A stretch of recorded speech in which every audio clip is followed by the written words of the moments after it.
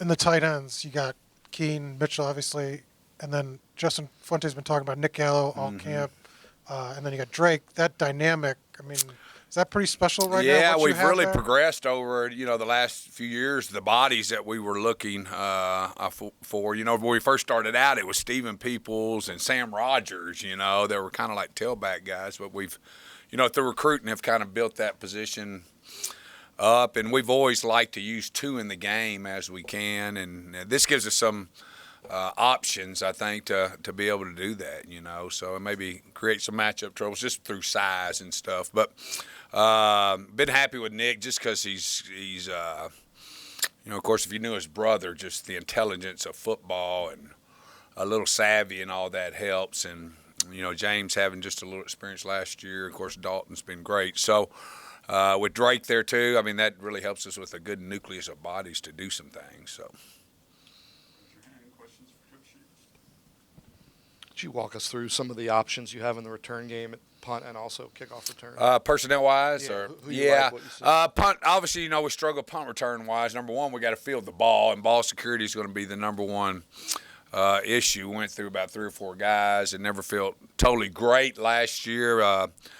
We feel better at this time. We got Hezekiah right now, Grimsley there, and Tavion Robinson has been the 2 top guys right now. Of course, Tay's a freshman. Of course, it always concerns you a little bit there, but he does have natural ball skills and is pretty confident, and because you're going to have to make some good decisions back there too. So them are the 2 lead guys. Kickoff returner, of course, you have Wheatley. If we can keep him healthy and all that, he showed some great things I thought last year when he was back there. Keyshawn King is a guy that has looked good also, and you'd like to have tailbacks back there if you could. But Farley and McLeese have a little experience doing that too, so I think we're going to have some guys to choose from. Now it's going to be the guy that goes makes the plays and makes great decisions on game day that hopefully will be getting most of the reps. So. Specifically with Robinson, Justin said one of your scrimmages was very special teams heavy. What things do you do?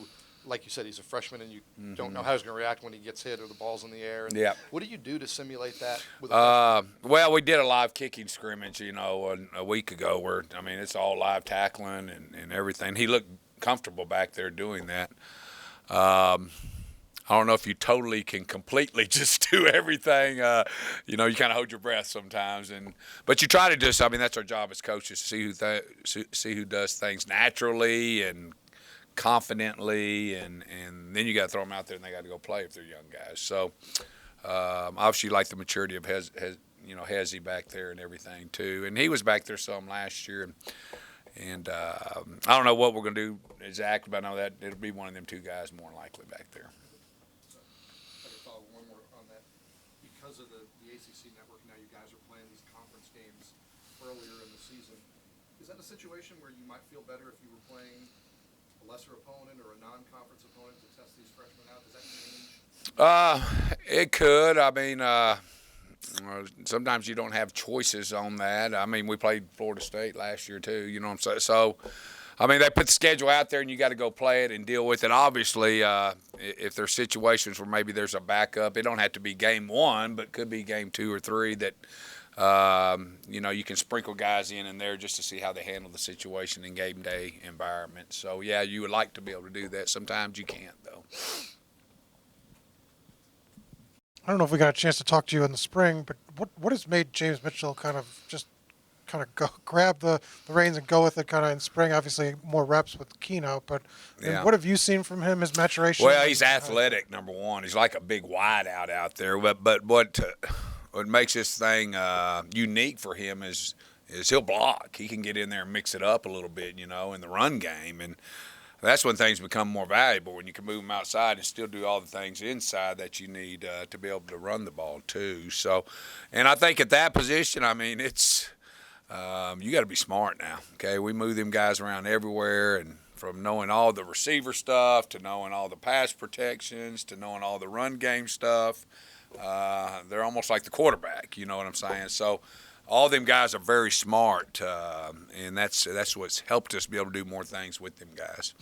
You were really young last year, just as a general roster makeup. And I know you pull a lot of those guys, gunners and stuff like that, on special teams from those young classes. Does having a more mature roster this year help in that sense? No Are there question. still guys from that freshman class this year that you expect to play on those Yeah, teams? the incoming freshmen, of course, and I think they're always involved with the special teams. Now, I do feel better with some guys that have covered some kicks, or a little bit older, and I think that's offense and defense too, obviously too. But I think the young guys, especially with the 4 games, you can play 4 and still get the red shirt.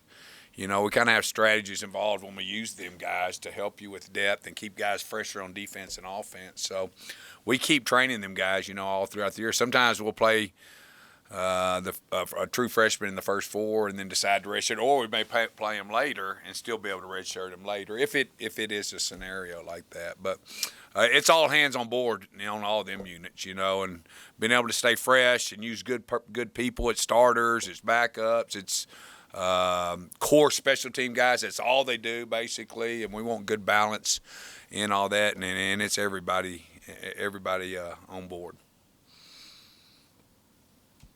Speaking of that, is Nick someone you see playing extensively, or is he someone you kind of wait and see? Oh, I hate to say anything, but I think we're telling him he better be ready to play. So there's a good chance you'll see him and see him possibly game 1 too. So if we're playing 2 tight ends more, I don't know exactly if we're going to do that all the time, but we're definitely going to need the bodies in there. But as far as intelligence and knowing what to do, he'll be able to do that. So, and physically too, he's came in good shape and strong and all that, all them things you need also.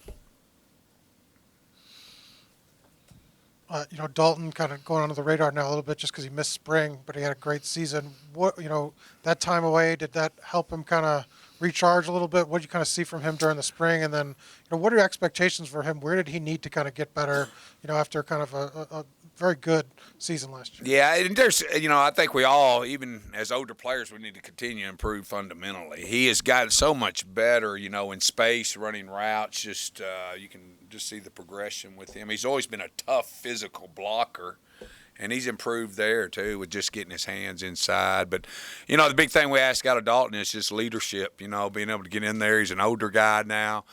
The players look up to him and respect him because he's a worker, and just being a little bit more vocal there, boy, he can really, really help us as a team and an offense. So we count on him for a lot. Now, him missing the spring, there's some guys like even, that we back off a little bit in camp. We know what they can do. We know they're tough. We know they're physical. So we got to get them to game day. And we tried to limit some of the things, that we do with him during camp. Going back to the freshman group, I'm curious with the redshirt rule, is it better to have the same 10 guys covering a kickoff week in, week out? And with that redshirt rule, is there pressure on you to rotate people a little more and move? Oh, when you got good kickers and they can get some touchbacks for you, you kind of see how naturally they do things if a lot of them are touchbacks. But I do think there's some chemistry involved there. But we, and a lot of people don't notice, but we rotate guys quite a bit. We're watching to see if Reggie Floyd's out there and he's on a 10-play drive. We'll sub him on whatever it is, kickoff, return, punt, or whatever the scenario is. So, so we do. The key is that, boy, having as much depth on them teams, just like anywhere else, is important now. So. Bryan Johnson went through some struggles last year, struggled in the spring game. What did you kind of talk to him about? What was kind of the key? I know the opportunities were kind of far and few between at times. No doubt. What do you kind of see from him? Well, Brian's talented, I think, and he went into a situation. I think he made his first 6 or 7 kicks, and then he missed about 4 or 5 in a row. So, and when you look at it, a lot of them are 40 plus, but to be a great kicker, you got to make them, so, and help your team as much as you can, you got to make the majority of them. So we believe in Bryan, and, he's done a great job with the kickoff stuff too this fall camp. So we're putting a lot on him, and, he's a junior now, been here. We're expecting big things and more consistency out of him. I think this is the first time we've talked to you this August. What are your initial impressions of Keyshawn King, and do you think he can make an impact this year? it's pretty impressive to come in as a freshman, and he's picked up the offense pretty quickly. He's smart. He practices hard. He's doing a lot of things that you can't coach as far as giving effort, or you shouldn't have to coach as far as giving effort, and just giving it his all every single time he's out there. So that's the most impressive part, and right now we're just trying to keep that going and see where he fits in and what his role will be. Coach Fuente spoke highly of Jalen Holston on Monday when we talked to him. What have you seen from Jalen this fall, and are you encouraged by the progress you think he's made? Very excited about Jalen. Just going into the offseason, we knew that this was going to be his first true offseason without being injured and being able to lift and run and do all the things that we do in the offseason. So we were excited about that, and you can see it in his play. You can see it in his confidence, and he's also turned it up a notch in leadership on the offensive side of the ball and with the team. So we're excited about that, and hopefully we can carry that out through the rest of the season. A couple things. One is Colbeck practicing at this point, or is he still dealing with the collarbone deal? He's not practicing right now. Not practicing. With Caleb Stewart, he was a guy that you kind of brought in with the rep for being a speedster, a good first step guy who can get through there and go, and he showed a little bit of that in the spring. Do he and Keyshawn have similar qualities in that vein, or do they different backs? They're both from Florida. Yeah. But yes, I mean, Caleb brings a speed level similar to Keyshawn's to the game, and he's a natural runner as well, similar to Keyshawn. He has a natural body lean when he hits the hole, and he has some explosion. So he's coming along. He's being more consistent, and he's carrying what he did in the spring over to the fall right now. So it's exciting to see. Coach, in the tenure of this group, there's been a lot of running back by committee going on. Is that the continued preferred way to do it, or at some point would you like to have a workhorse, a bell cow that you can just stick in there and keep going to? Well, within our offense, I think it's like this across the country. If you got a guy in there who gets hot, you leave him in. So absolutely, we're always hoping that someone gets hot and you leave him in there and let him roll and keep carrying the ball and moving the ball. So that's the goal. And besides that, we're going to put our guys in position to be successful in the offense and take it from there. You guys have said the competition's very good and close, and that's the way it kind of came into fall. Has there been more separation? Have you seen kind of Jalen establish himself a little more, or Deshaun? I mean, or do you see very little separation between the guys and just there's different skill sets across the group? Well, that's the good part about it. They all have different skill sets, so it all depends on what we're trying to accomplish in the game and the game plan. And it also determines who's going to carry it the most. Or if we get in there and one guy's carrying it better than the other guy, then you just roll with him. So it just depends on what our actual game plan is, what the weaknesses we see on the defense, and who's really having the best week in practice. And where is Terrius fit back in? Obviously, missed spring. Where's he kind of? How's he kind of developed now, and where do you see his role, Wheatley? His role is improving. He's continuing to improve and run harder in between the tackles. That's kind of what we want to see out of him. I think he's getting better in that regard, and he's being more physical. You know, those are the things we wanted to see out of him, and his role is going to increase at actually carrying the ball in the backfield as opposed to just sideline to sideline.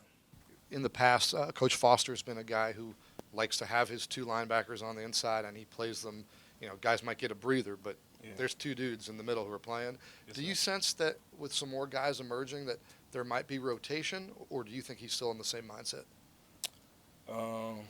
We'll see the first game, but hopefully it's a rotation because we have tons of guys like Mari, Dylan working at Mike as well, Dax, Rook, Keyshawn. We have a lot of talent in the room. And as you think about where you are in that picture, do you feel like you're right there pressing for a starting position, or how close are you? I'll say I'm up there, but I'm just striving every day, competing every day in practice. What's the feeling like in the locker room with only 9 days out from Boston College now?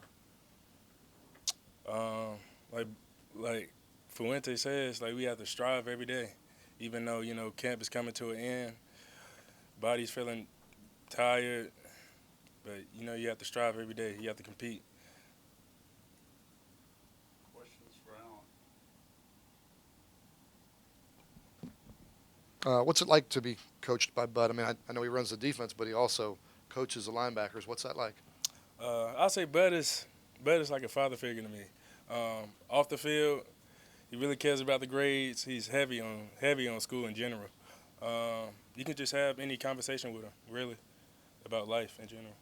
How does he show you that he's proud of what you've been able to do on the field, coming back, and where you are? Is he a guy who'll talk to you about that, or is it just where you are in the depth chart?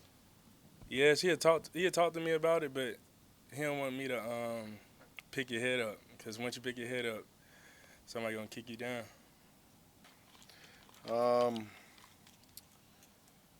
Don't have any update on Brock. There has been dialogue between compliance and the NCAA, but that's about all I got for you on that. I'm sorry. Wish we had more. And Ryan will start at quarterback. Hendon will be the backup. I'm really happy with both of those guys. I think Hendon has put a tremendous amount of work in and has improved greatly. I feel really comfortable with him. Ryan's just a little more consistent right now, with a little bit of game experience as well. So I feel good about both those guys. Really excited. Quincy will be the third guy. He continues to work hard and develop, and we'll kind of see how those roles all play out. Fire away. Questions, we'll get your microphone.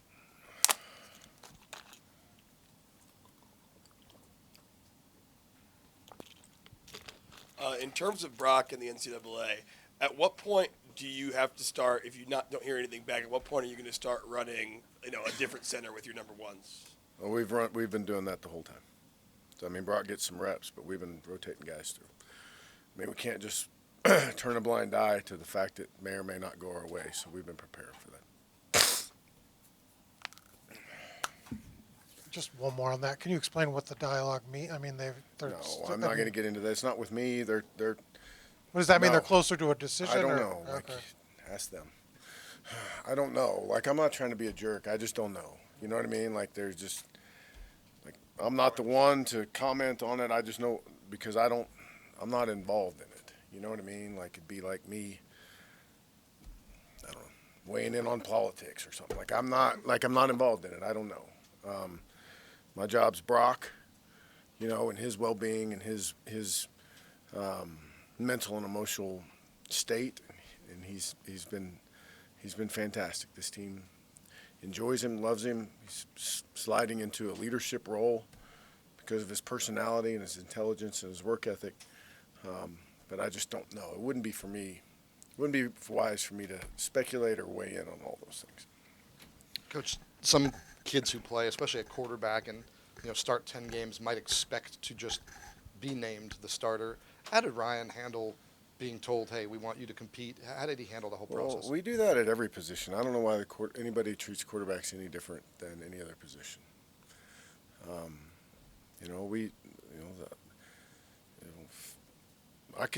That's just the same thing at right tackle. I mean, if you're not, my obligation is to play the best players, and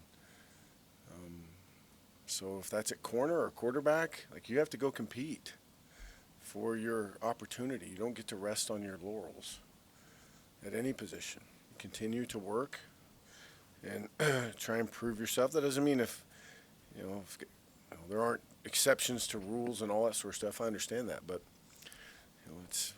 it's an everyday, every week event for us at every position. How does that blend then with Ryan's mindset? Because we've seen across the country kids at quarterback pick up and transfer. Did he embrace it? He seemed to. Yeah, he's been fine. He's been fine. You talked a lot last year about wanting Ryan to sort of play within the system and not try to do too much. And I know there's probably not much. There's probably something in a game that you see that maybe you wouldn't see at practice. But what can you see at practice that maybe tells you he's making strides in that department? Well, that is a fine line. First of all, I mean, you want people to be aggressive and try to go make plays, and also understand that things aren't always going to go your way out there on the field, especially at that spot. But also finding that balance of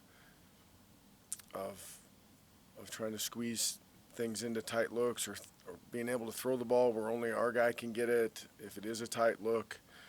There's kind of small nuances of ball location and anticipation I think he's continuing to improve on. But it is hard to really get a handle on that until you're in the middle of the game. That's really, we try our best to simulate, I've said this before, but we try our best to simulate everything we can and create pressure at all positions throughout practice, but there's no substitute for the best evaluator is playing. Justin, have you officially now as a staff switched from camp mode to Boston College mode, or have you been kind of sprinkling in a little BC as you've gone through camp? Yeah, we're in both right now. I mean, we're still in the middle of camp, still working some good versus good, but also turning a little bit of our attention to Boston College. We'll go through our mock weekend on Saturday and Sunday this year. Kind of our dress rehearsal for meetings and practice and all that sort of stuff. So we are moving that way. You mentioned, I think it was on Tech Talk on Monday, about the transition now to morning practices, and that you've never done that in your career. Have you started with it this week, the last couple of days, and what's kind of the initial, was it a hard change, or do the kids kind of adapt really easily, or what was that like? We did it in the spring. I've never done it. That's the first time I've done it in the spring, and this is the first time I will have done it in the fall. So I think that it's not the kids I'm worried about. I think they enjoyed it in the spring. I don't mean that I'm not worried about them. I think they like it. What's really difficult is game plan wise Tuesday. So Tuesday's practice is 5 or 6 hours earlier than it used to be. So that chunk of time you're not game planning. You know what I mean? You've already practiced on Tuesday. So the time for prep for your Tuesday practice is minimized. So you've got to get more on Sunday, which we don't have a problem doing. But then there's, you play a late game in Florida at 8 o'clock at night, and you got to have a lot of stuff done on Sunday. So there's some things from the coach's schedule that I'm anxious to see how it all works out. I know when I was a coordinator, what it took for me to feel comfortable with what we were doing, and so the timelines moved up a little bit for the coaches. So it should be interesting to see how that goes. We'll have to get more accomplished on Sunday. So I think the players have liked it. They liked it in the spring. We're in it right now. They like this schedule right now. Of course, we're not in school yet, but it's probably going to be the biggest hurdle for the coaching staff in terms of game plan on a game week, on a traditional week. Where have you kind of seen Ryan's game develop the most over this fall? Well, I think he just continues to have understanding of what we're trying to accomplish and what's going on the other side of the ball. He's been a talented thrower or passer, and is a good athlete, but just continuing to evolve from a mental and emotional standpoint, I think it's been good for him. Sort of an unintended consequence of the ACC network is a lot more conference games in the first half of the season. How does that change the way you approach camp, some of the things you do, knowing that you're playing such pivotal games in the first quarter? Well, I don't know that it's changed camp at all. I do think it's something that gets referred to more whether it's a conference game or a big non-conference game. I think it just gets referred to more through the summertime and through camp. But it doesn't change your schedule or the way you're practicing. Like, you don't you don't prepare one way for a conference game and another way for a non-conference game. You don't treat one opponent different than the other. I do think, though, when you do play a team as accomplished as Boston College the first game, it gets everybody's attention throughout the summer and in fall camp.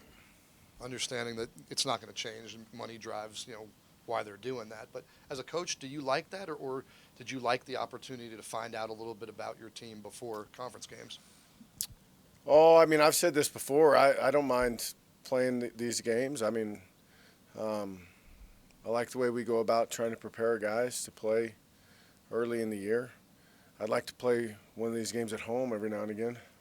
I hope the ACC's listening. I hope they'll let us play one of these home openers sometime. But yeah, I'm good with it. It's fine. I mean, we got to play them sometime. We might as well play them right out of the box. Last one, Paul. Justin, when you talk about players understanding the concept of what you're trying to do, and maybe specifically for this question, Ryan, but really any player, how much do you break it down for them when you're on the practice field, and how much they have to get it on their own or they don't? Well, I would I would try to put it this way.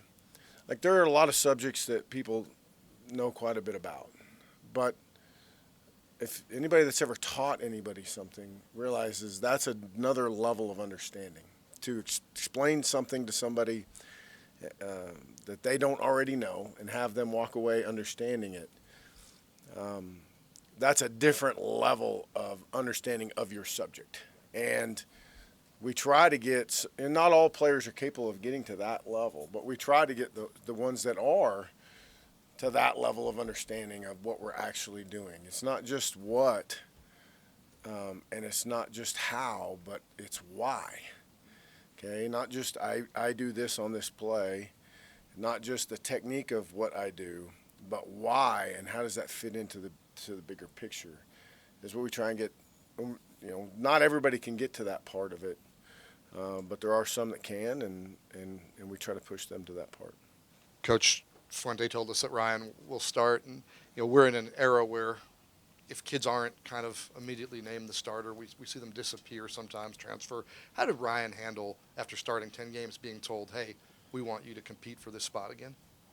Oh, he was fine. He's a team-first guy. He understands competition. He's been through it now at 2 different schools, and there was never any hesitation, or he knows just because he's been named the starter, he's still got to go earn it every day too. So there was never a blink or anything to that extent.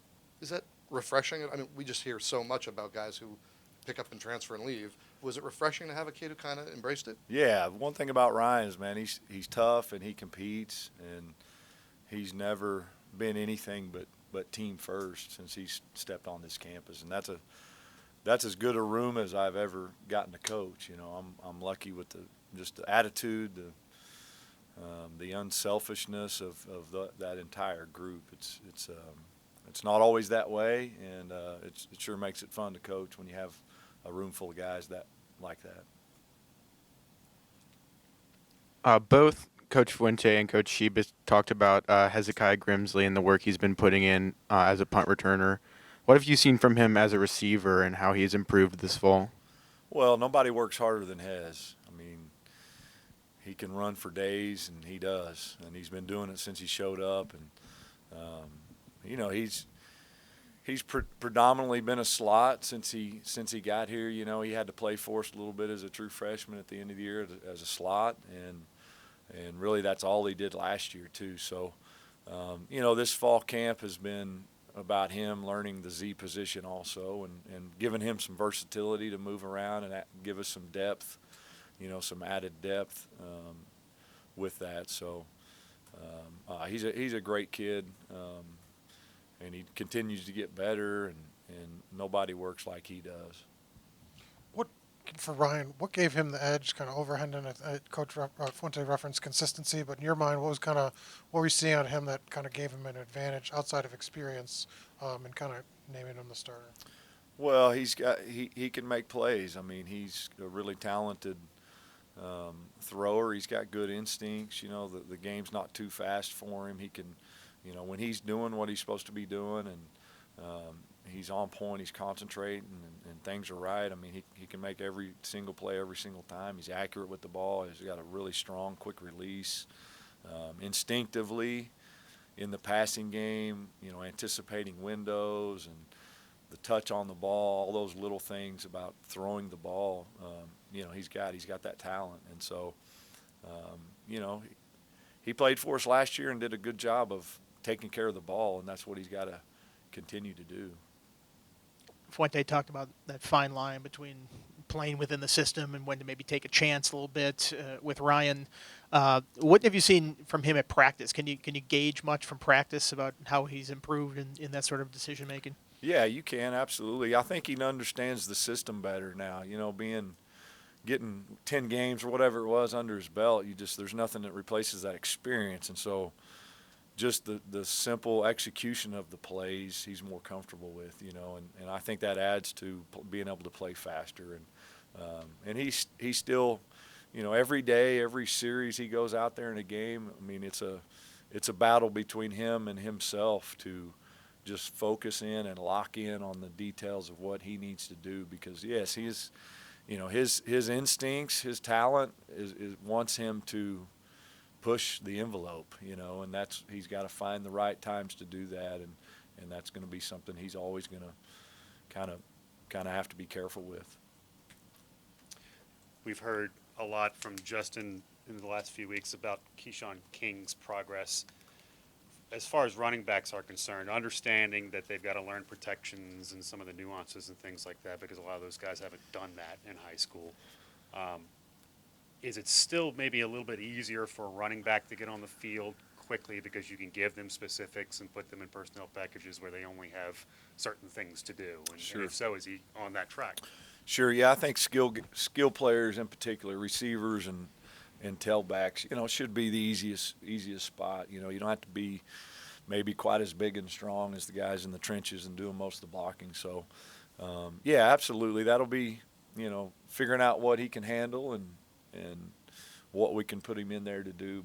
But he's certainly a guy that is going to be in the mix for us, hopefully. And he's got to continue to come on as a guy that can do everything that we want him to do. But until we get to that point, we're going to have to be careful, you know, and ultimately our job is to coach these guys up and put them in position to know what to do so they can go, you know, let their talent and skill take over. And so that's part of the evaluation. Every single drill and practice, every rep that he takes is trying to bring him along and then ultimately figure out what he can handle and get him ready for a game.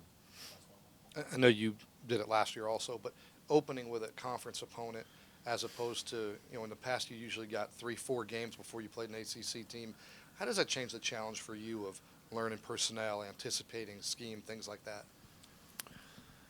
Well, we do know them. You know, that's the last couple of years we've played a team that we hadn't played, or at least, you know, since we've been here, had no familiarity with those teams. So it's nice to know their personnel, know what those schemes are, and so that makes it a little bit better. You know, you're not watching film on a different school that the coordinator's coming from or whatever. You know, you feel like there's some carryover there to what you're going to see from the previous year. So it's always exciting to open up with an extremely challenging game on the road, conference game, really good team that is on the rise, that continues to get better, and you know, came in here and beat us last year at our own place. So we're excited. It's we still got a long ways to go, and it's almost here, and that's the urgency that we got to have every day. And you know, it's going to be a heck of a game. We got to go up there and do the things that give us a chance to be in the game in the second half and go find a way to win. Ryan, we've seen across college football quarterbacks who transfer. You've transferred in your career. Guys just not really being willing to compete for spots sometimes. When they told you, you know, you had to compete again to keep the starting job you had last year, why did that not bother you? Why did you embrace that challenge? I mean, you should assume that nothing's handed to you. You got to come out and practice every day like you're trying to earn the spot. And that's the way you get better. You got to compete. You got to push others around you, and they got to push you. I mean, we want our quarterback room to be as competitive as possible. That's the only way we're going to get better as a team, as a group. And, you know, nothing's giving. Nothing has ever been given, and it's only been earned. As preseason camp was going on, did you feel like, hey, I'm playing well, I'm doing what I need to do to earn this job? Yeah, I can still take another step. I'm not where I want to be yet. Luckily, we still have 9 more days. Put on some finishing touches. I thought a pretty good spring. Tried to carry that over in the summer, and we just got to get geared up. We've turned our attention to BC, and we're going to do everything we can to win that game. We've talked to you many times about how you sort of have that gunslinger mentality. The coaches have talked a lot about wanting to play within the system and maybe not taking too many chances. How have you worked on that this offseason? Can you demonstrate that in practice? And do you feel like just sort of a comfort in the system has helped you with that? Yeah, it's my 3rd year in the system. I feel pretty good about it. I like the way I'm seeing things, the way I'm kind of operating. Just my coverage recognition and having a pre-snap plan, it's kind of all falling into place. And I like where things are headed for this offense in general. I think we have a chance to have a really good year offensively, and I look forward to it. Just got to gear up for BC this week. You still, at times, have like that devil on the shoulder, like throw it, like I can get in this window, even if like the other side of you is like one day wouldn't like me throwing it. No, I think Coach Corner and Coach Fuente have knocked that little devil off my shoulder, so to say. But no, I mean, we like taking chances on occasion when they're given to us. But we're never going to put the ball in jeopardy. That's our number one thing is ball security, and can't win the games when you don't put points on the board. Or to put points on the board, you got to have the ball. So, I mean, just taking care of the ball and taking chances on occasion. Just got to have an even balance of that. How are you feeling about the wide receiver room this fall? Particularly Hezekiah Grimsley has been talked about a lot, Trey Turner as well. How do you think they're coming along, and how's your connection with them going this fall? It's going good. The receivers have really gained a lot of experience. We didn't really lose anyone besides the transfer, but the guys that have came back have really taken that next step. We're just trying to eliminate the silly mistakes, trying to bring some of the young guys along. We got some young guys that have really stepped up for us. Tavion Robinson, he's electric. He's going to be a really good player for us. I look forward to seeing him on the field. And some of these upperclassmen, the guys that are coming back, they got to bring other guys along. There's always another step that we can take, but I do like where the receiver room's at right now. Can you take us sort of behind the scenes a little bit? How do you find out that they're naming you the starting quarterback? Did you have a meeting with Korn, a meeting with Coach Fuente, both of them? How do you know? I mean, all the quarterbacks in the room, we kind of know where we sit. We practice every day, and where you take the reps and how you perform, things kind of just fall into place by just how you play on the field. It wasn't anything too special how they told me. Coach Korn just kind of pulled me into his office, and he goes, "Oh, yeah, we're naming you a starter." I was like, yeah. And then he just kind of went on and what he wants to see me improve on, and just trying to still coach me and still push me. Just because I'm a starter doesn't mean I can stop working. I just need to keep hitting the film, keep practicing, bring others along, and just get better every day. And when was that? It was a little bit ago. I don't know, probably a week ago. Where am I going? Heading into after last season, heading into the off season, what was kind of the one area that you wanted to improve on the most, and how have you kind of seen that develop now 9 days out from Boston College? The area I want to improve on the most, probably my defensive end reads, whether it's zone read or jet sweep read or power read. Just kind of gain a better feel and kind of looking at the techniques the defensive ends take, and it happens so quick. You got to be decisive, and there's obvious looks when he'll wrong arm and squeeze and you pull the ball, but it's those gray looks, the in-between looks that I need to improve on, and I think I've been putting in a lot of good work, and hopefully it shows on the field. almost 4 years ago now that you were named a starting quarterback for the first time at Kansas. When you look back, I mean, I know you've talked a lot about what's happened, but I mean, um, any different emotions now than then? Like, I mean, when you, what's, can you talk about that and just when the length of time, how much has gone through? I mean, what does it mean to you to be here at this moment, to be starting quarterback again? That feels like a long time ago. This is my 4th year being a starting Division I quarterback. Not many people can say that's a pretty cool position to be in.